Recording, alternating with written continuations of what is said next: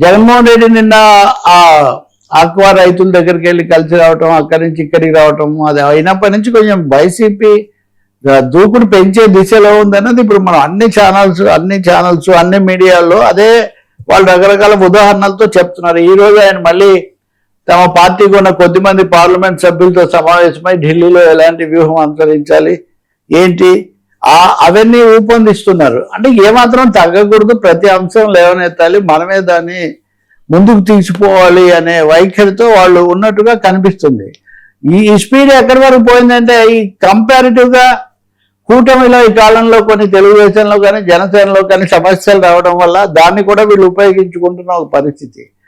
ఇప్పుడు యార్లగడ్డ వెంకట్రావు గన్నవరం శాసనసభ్యుడు ఆ కేఆర్ఎం అనే వాళ్ళకు, ఐ థింక్ కేఆర్ఎం కదా, ఆ గన్నవరం విమానాశ్రయంలో పనుల కాంట్రాక్ట్ ఇవ్వటం, అది తెలియకుండా ఇవ్వటం, దీని మీద ఆయన తీవ్ర వ్యాఖ్యలు చేశారు. అవి మీడియాలో వచ్చిన తర్వాత ఆయన వాటికి చిన్న కరెక్షన్లు పెట్టుకొని నేను పార్టీని ఎక్కడ అన్నాను, నిర్ణయాన్ని అన్నాను, అథారిటీని అన్నాను, ప్రభుత్వాన్ని అన్నాను, ఎవరిని అన్నా కానీ శాసనసభ్యుడు అధికార పార్టీ అన్న తర్వాత అధికార పార్టీకి తగులుతుంది కదా. సో ఇప్పుడు ఆయన చేసిన ఆరోపణలు రెండు.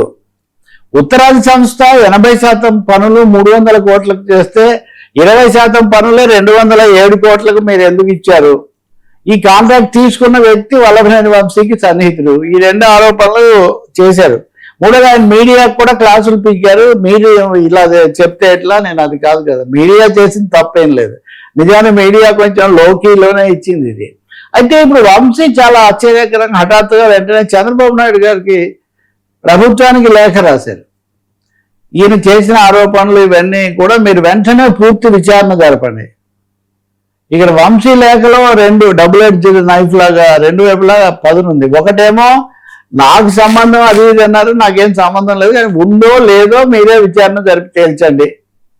రెండోది ఎక్కువకి ఇచ్చారంటున్నారు కదా, 130 కోట్లకు పిలిచిన టెండరు 200 కోట్లకు ఇచ్చారు కాబట్టి ఇక్కడ భారీ ఎత్తున ఇది అదనంగా చెల్లిస్తున్నారని మీ శాసనసభ్యుడే చేశారు కాబట్టి ఈ సంబంధాలు ఒత్తిళ్లు పనిచేస్తాయంటున్నారు కాబట్టి మీరు సిబిఐ ద్వారా విచారణ జరిపించండి. ఇప్పుడు సిబిఐని తీసుకురావడం ఇక్కడ మళ్ళీ మీరు ఇప్పుడు కనీసం 3-4 అంశాల్లో సిబిఐ విచారణ జరపాలని కోరుతుంది. ఇక్కడ వంశీ ఆయనకు సంబంధించి ఆయన గతంలో మాట్లాడినటువంటి కొన్ని చాలా తీవ్రమైన అభ్యంతరకర వ్యాఖ్యలు, వాటి ప్రభావం మనం చూసాం. ఆయనకు తెలుగుదేశం నుంచి వెళ్ళిన మనిషే కదా.